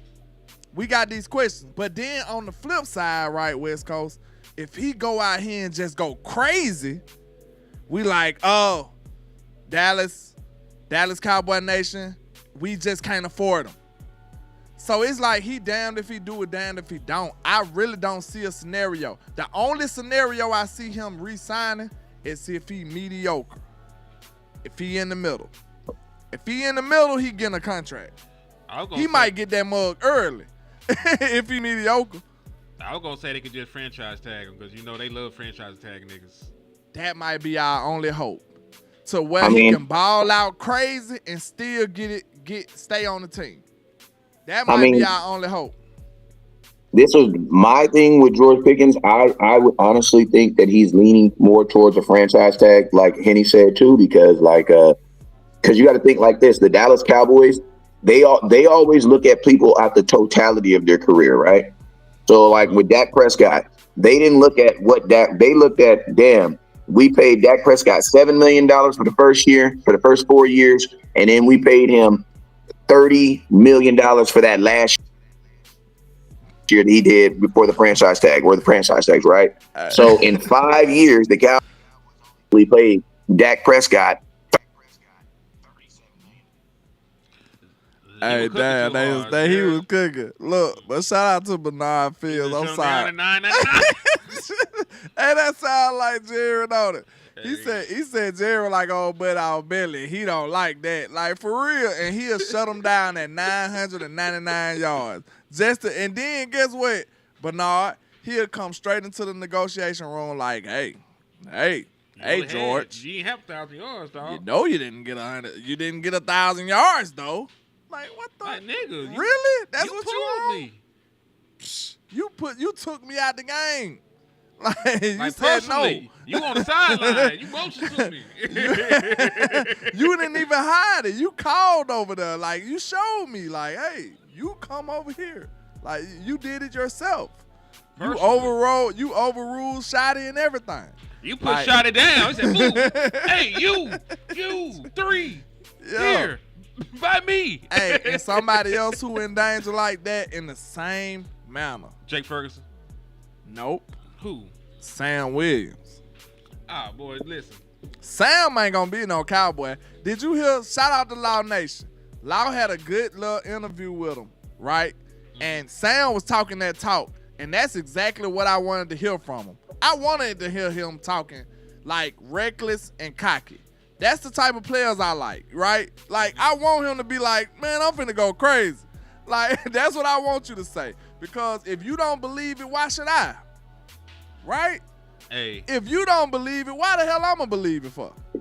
I'm gonna say this about right or wrong. I'm gonna say this about Sam because I like Sam Williams. Me too. He is a nigga that I don't know how he only gonna get on the field. He gonna get on the field because not that much. He gonna get on the field, bro. How many reps you think he gonna get over Dante Fowler, who they paid? So you know he gonna get priority. They spent a second round pick. The new regime, this the nigga they like. They spent a second round pick on Ezraku. Every time I say his name, I feel like I'm summoning a demon. Man, I'm about to tell you what's gonna happen with Sam Williams. Hold that thought. Let me finish my thought and I'll let you go. Like they got guys ahead of him today that they like. They paid Dante. They put a second round pick on Easy. So I don't know how the nigga gets on the field. I'm gonna tell you what's gonna happen with Sam Williams. I'm gonna tell you what happened with Sam Williams. You know what's gonna happen with Sam Williams, and I'm gonna tell you this right here. I'm gonna tell you what's gonna happen with Sam Williams and what needs to happen. What sounds like they're trying to do with Sam Williams. Sam Williams about to get his ass traded, bro. Hey, that'll be smart, actually. Listen to me. Sam Williams is going to put himself in the same position that Dorrance Armstrong did, and hopefully the Dallas Cowboys learn from him. If you know you're not, and I'm going to tell you this is why I believe it, is because Trevon Diggs was on Neon's stream, and Neon asked him, he said, hey, man, damn it. Dallas, that's going to have a breakout season that nobody knows about. Trevon Diggs, no, you can hear me? Yeah, you're back. Keep cooking. I said Trevon Diggs was on Neon's stream, and Neon asked Trevon Diggs, he said, hey, man, tell me a player. He said, tell me a player that's going to have a breakout season that nobody really knows about. He's like, who's one of your guys that's going to have a breakout season nobody knows about? First person he said was Sam Williams. He said, Sam Williams? He said, what position he played? He said, this is what he said. He said he played the same position as Micah. Then he says, but he's actually faster than Mike. Micah. And then guess what else, Wes? He bigger than Michael. Yep. You know what I'm saying? He actually got defensive end size. So it's like, so if I'm the Cowboys, what I want to happen with Sam Williams is I want him because listen, I've always asked this question of what was going to happen with Sam Williams. Like, what was going to happen? What was going to happen? You know what I'm saying? Like, were you going to keep him? Were you going to what was going to happen? You know what I'm saying? What was going to happen with him? Because the thing about Micah Parsons is, I know Cowboys always wanted to use Sam Williams as the reason on why they don't have to pay Micah as much. But the cold thing about the game is Micah faked them out by staying healthy. You know what I'm saying? Micah's been healthy. It's damn near basically his whole career. Yep. You know what I'm saying? So now you can't even use Sam Williams against Micah because Micah's more healthier than Sam. So if you're the Dallas Cowboys right now, what you want to do is you want to repair any bad thing that you put on Sam Williams' name, and you want him to run it up the first 5 games. Why? Because a pass rusher is easier to trade in any position in football. Man, if you're not gonna sign Sam Williams, please trade him, man. Please trade that's him, my bro. guy, bro. Like, think about this, y'all. Even if you high or low on Sam, all the Dallas Cowboys gotta do to be like primetime finessers. You know what I'm saying? To be able to finesse, to make a flip. You know, we in the trap. You want to flip your profit. You want to flip. You want some ROI on your player. You don't want to let Sam walk out of here scot-free and you get nothing. You put a second round pick on this man. So you just gonna let him walk out the building? No, that's foolishness. That's how bad teams do it. You want to know how good teams do it? Just like West Coast said, we feature Sam in the first 5-6 games and let him get 10 sacks or 8 sacks, some crazy stuff. And then you trade him. If you don't believe in Sam to that degree to where you like, okay, I'm going to sign Sam. If you don't believe in him into that degree, you set somebody else up, showcase Sam in the first half of the season and trade him. And I'm going to tell y'all this right here. Which one sound better? Doing that or letting Sam just walk scot-free next year and you get nothing? So now you lost Sam and you got to replace him. Go ahead, Wes. And I'm going to tell you this right here. A team that doesn't have a Micah Parsons, that has a Sam Williams, you're probably going to be okay. Because I'm going to tell you this right now. Imagine what Sam Williams stats would be. Imagine what Sam Williams stats would be if Micah wasn't on this team. He hit the Denzel. I'm leaving here with something. They be straight up. if Sam got the opportunities without a Michael Parsons, he'd be at least a 10-sack guy. Yeah, I mean, think about this. Look at what Dorrance Arm. Do you think that Sam Williams is better at rushing the quarterback than Dorrance Armstrong? I believe he is. I believe he is. Supreme King, shout out to you. But he said just sign, bro. Is that a normal way your Cowboys would attack this situation? Nope. The only way they would sign, bro, is if he mediocre. If Sam go out here and get 5 sacks, you'll get him back. But I'm gonna tell you something else. He's gonna do that. He's gonna do that in the first 7 weeks. And Sam might get 5 sacks in the first. If he get the reps, man, I'm telling you, Sam gonna go crazy. Hey, and let me tell you something else too. I'm gonna tell you a reason why you gotta get Sam out. Wait, now you ain't gotta necessarily get him out the locker room. Is because, man, listen, if Sam Williams thinks he's as good as Micah Parsons, and y'all are telling folks that he's as fast as Micah Parsons, he just injured. Well, Micah Parsons is about to get $30 million. That's crazy. 40. Do you? I mean, Sam Williams may not think he can get 35, but I'm just curious. You can't be telling this dude he Micah Parsons' twin and he ain't gonna give him $6 million a year, bro. And listen, them niggas do look alike. They do. But you get what I mean? Like, you get what I mean? Like, this dude is bigger than Micah and getting off the ball quicker than Micah. But listen to me, and let me tell you, the Cowboys have literally made this situation the same thing with CeeDee Lamb and Pickens. Bro, y'all out here saying Pickens is a number 1. He's not. No, you need to be telling Pickens he's a number 2. So when it's time to pay his ass, he won't be looking at you crazy. Y'all about to tell this dude he a number 1A for a whole year, treat him like he's a number 1A, and then when it's time to pay, you're gonna pay him like he a number 2 and think he gonna be okay with that. Time out, West Coast. Look, time out, Smoking Mama, man. This ain't enough. Make it enough. Look, make it enough. Listen, I ain't gonna lie. I just had something come over me. I think this is one of the Dallas Cowboys pseudo championship run. Cause look, I don't think they got intention. Now that I think about it, I don't think they got intentions of signing neither one of these dudes. Pickens or I just don't see it. I don't see a world where it makes sense other than them having mediocre seasons. We dealing with Stephen Jones here, bruh. We talk about football sense or Stephen Jones sense? Stephen Jones sense. Okay, Well, if Stephen Jones sense, I understand. If landlord, they ball out, I'm willing to pay them. Me, Hey, landlord, can I landlord ask you from a question? Alabama, I'm willing to pay George Pickens if he go out there and go crazy. I'm willing to pay Sam Williams if he go out there and go crazy. Is Stephen Jones? Of No. course not. Landlord, it's like this, man. When you get you a good lady, what you do? You get you from some. You gonna let the world know this is mine. This right here, this was mine. You gonna create exclusivity. What does that mean? You want opportunities for you to own it. This is the only time. Like, even if the Dallas Cowboys love Pickens, are they gonna love him enough to put him in a situation where they're the only ones that can sign him? No, bro. Because listen, they can love him, but if someone love him a little bit more, you gonna love him a little bit more than them to overpay? Because he's gonna be a straight out free agent if you don't give him the franchise tag. If George Pickens go out here and get 1,200 yards, man, he can kiss Dallas Cowboys goodbye. Shit. Behind CeeDee Lamb? They got the franchise tag in the back pocket for that nigga. Now I keep forgetting about the franchise tag. That'll be the greatest. They That's the love greatest weapon that we got. Niggas. Cause listen, They didn't do it last year, but they notorious. They didn't have nobody worth it. They Listen, notorious though. They franchise tag Tony Pollard. All you got to do is sign that nigga. This man ain't even have but one leg. This man had one leg and was desperate, hungry on the street. And you franchise tag that man. You could have gave that man a short-term deal. Listen, if there's anybody remotely favorable for a franchise tag, they gonna use it. Now Tyrone Church just had a point.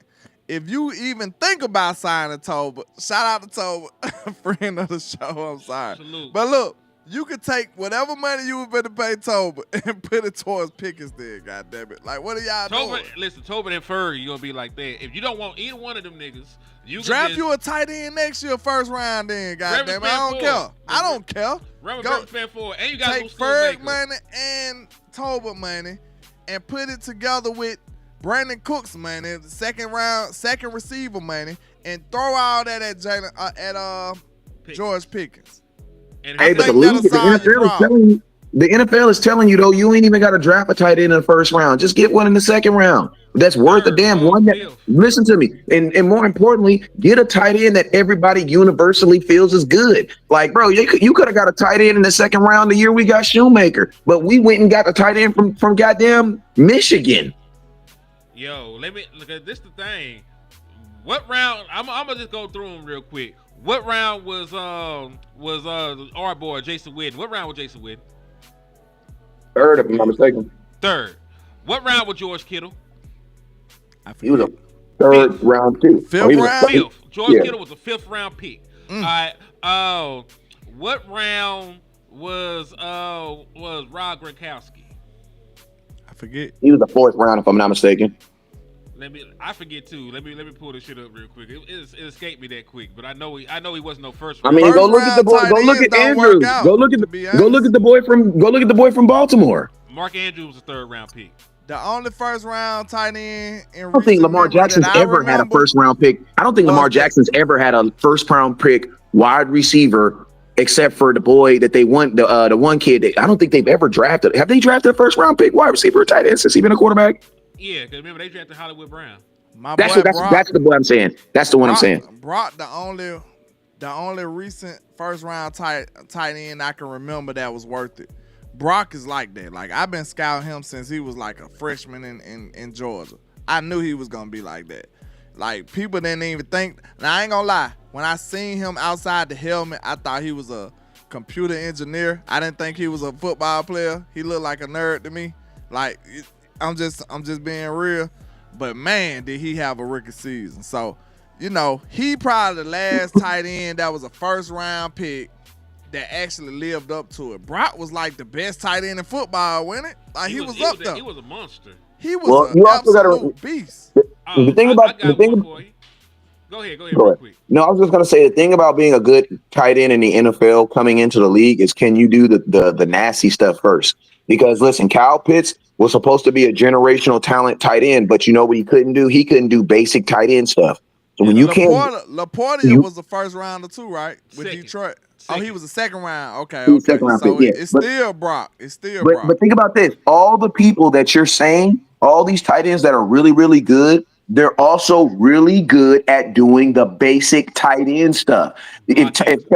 Blocking, bro. People, listen to me. People don't give as much respect as they do to Kittle. Not Kittle, but Kittle too. Bro, Kittle is the type. Listen, they had a video on Kittle where he was blocking a dude and just laughing at the dude while the running back ran into the end zone. Like, bro, and listen to me. People don't ever take that stuff as serious because all you see is the catches and things like that. But part of the reason why Kittle's able to stay on the field at all time is because he does the basic stuff good. Like there's a reason, listen to me, you're not going to have a good running offense if you don't have a tight end that can freaking block, bro. Just like you're not going to have big runs, just like part of the reason, listen to me, part of the reason why Zeke had so many big runs in 2016 is because Dez Bryant was one of the best blocking wide receivers in football. I'm like, just trying to ask the cool guy, is you pausing for the word tight end? Cause that's diabolical. Like that's too much. Listen to me. We don't do pause. The reason why we don't pause over here is because we are all when you have absolutely no sugar in your tank, you can say stuff like, man, that dude kept coming all day, and I wouldn't want to know why, because I don't have nothing. There's nothing there's nothing sugary or weird in my tank. Now, if you do have a little sugar in your tank, then yeah, you do need to pause and let people know that, hey, I wasn't really talking about that. You know what I'm saying? But when you're talking to two masculine, you have three masculine men on the phone, bro.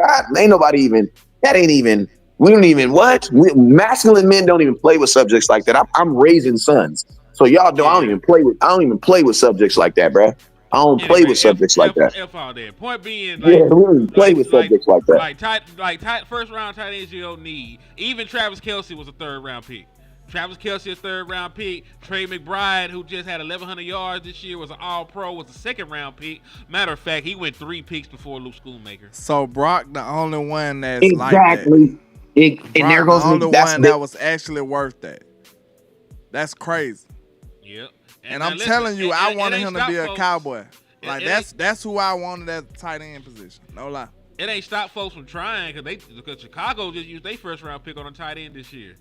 And then the boy from Penn State went in the first round this year. Nah, I think he might be okay though. We'll see. We'll find out.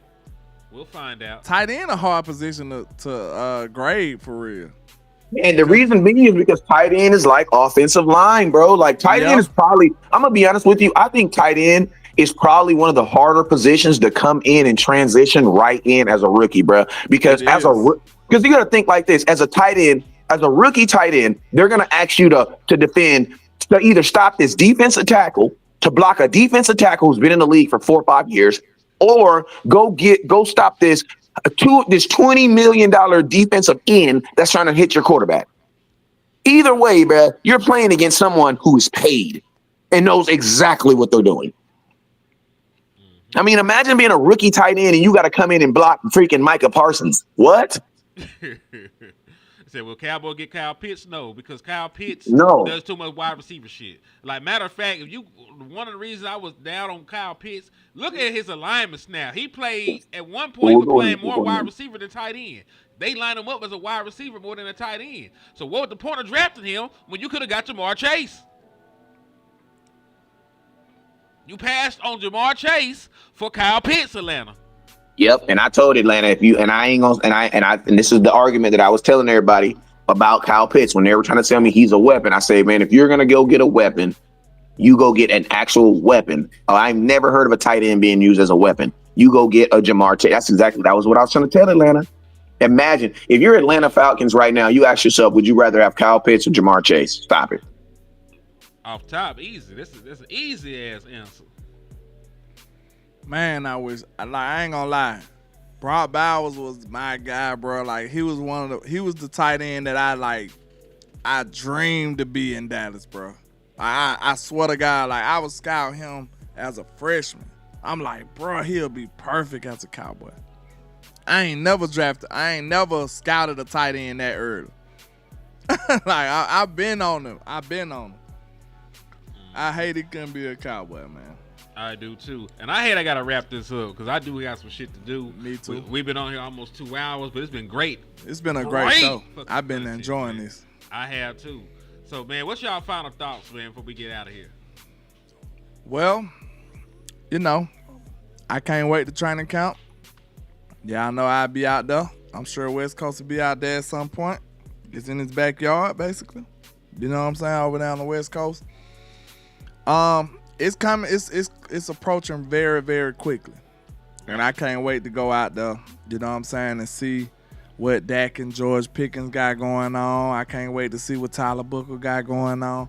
I feel very good about a lot of the changes that we made.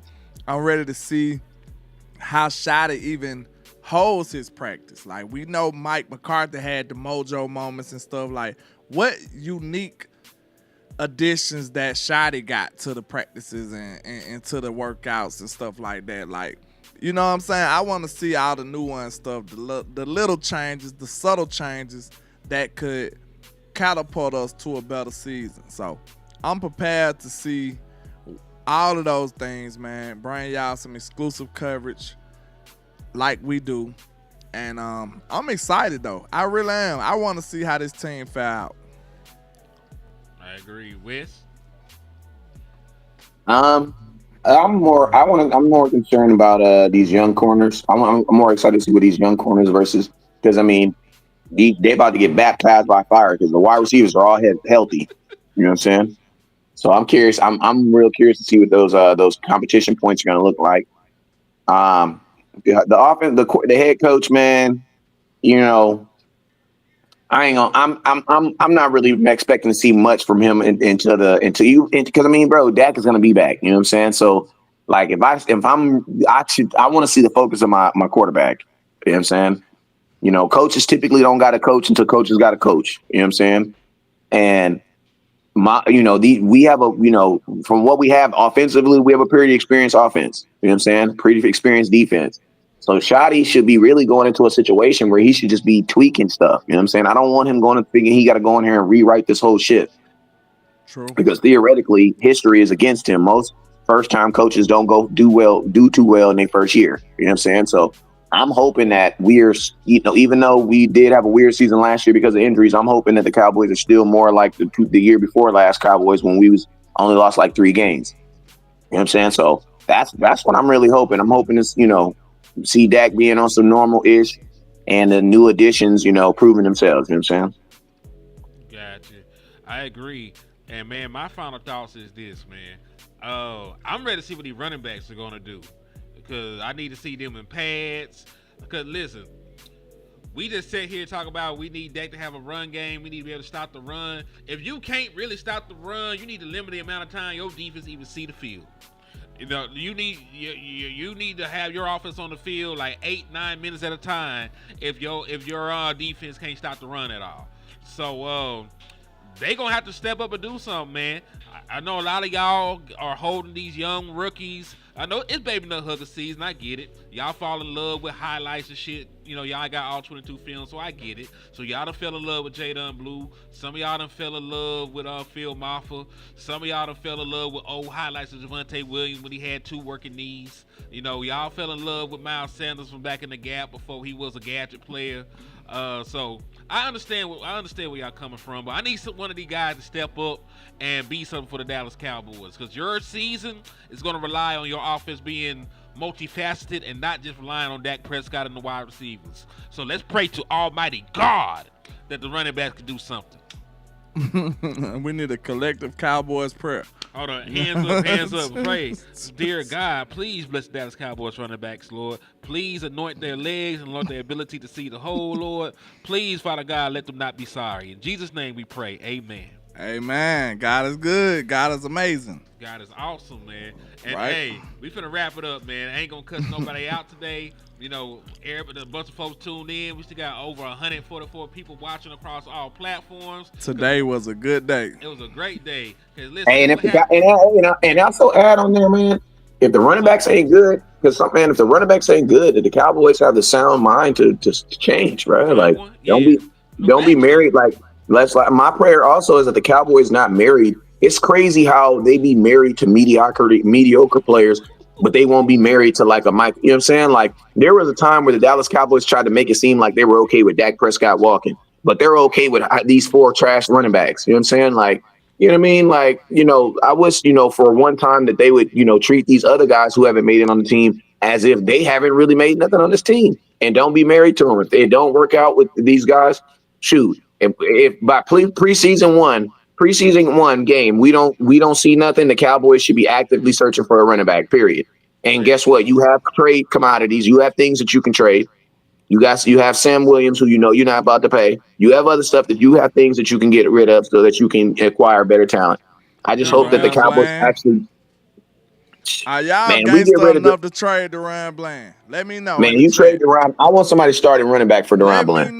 Let me know in the chat.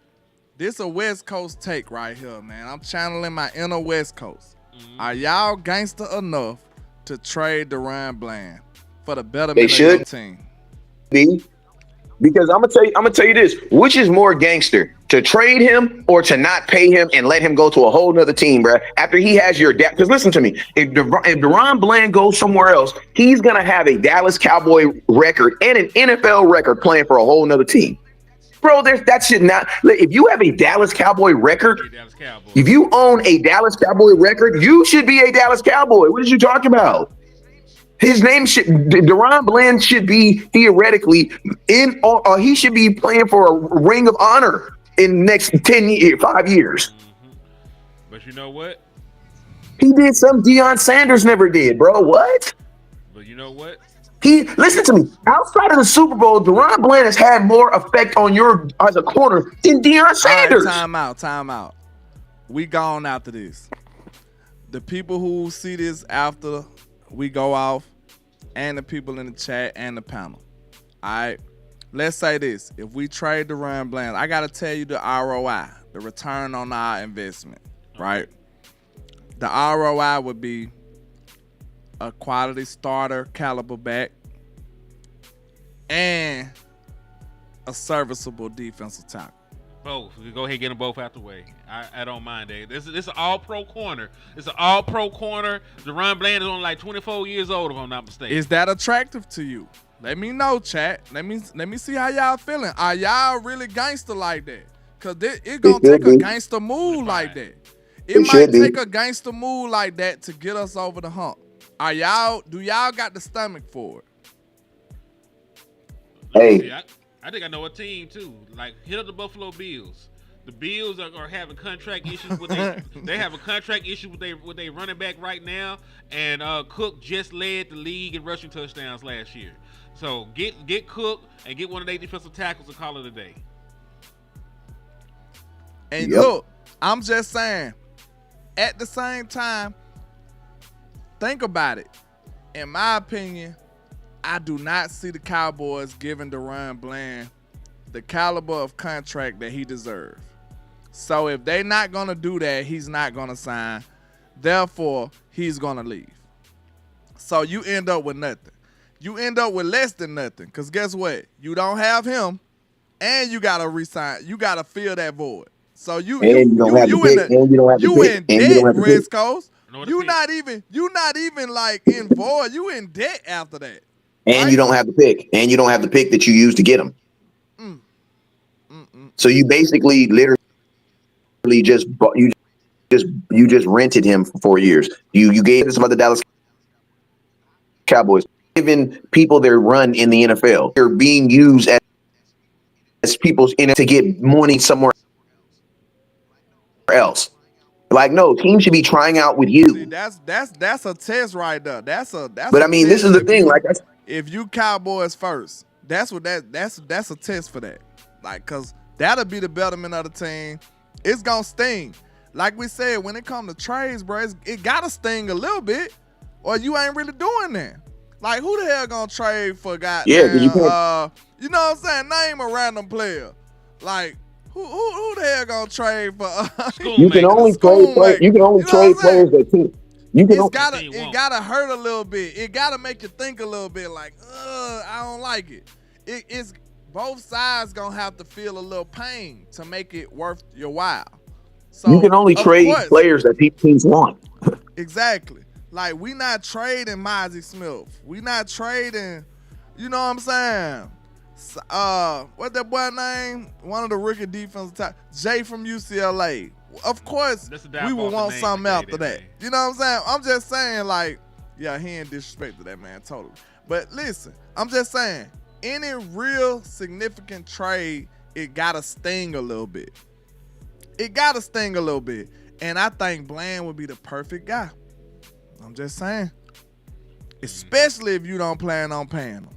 I agree. I gotta go for real this time, man. Y'all we out of here, man. We gave y'all 2 hours, man. Hey, if you watching us on the playback, y'all make sure y'all support the show. Hit the like button, hit the share button, hit all that, and we appreciate y'all.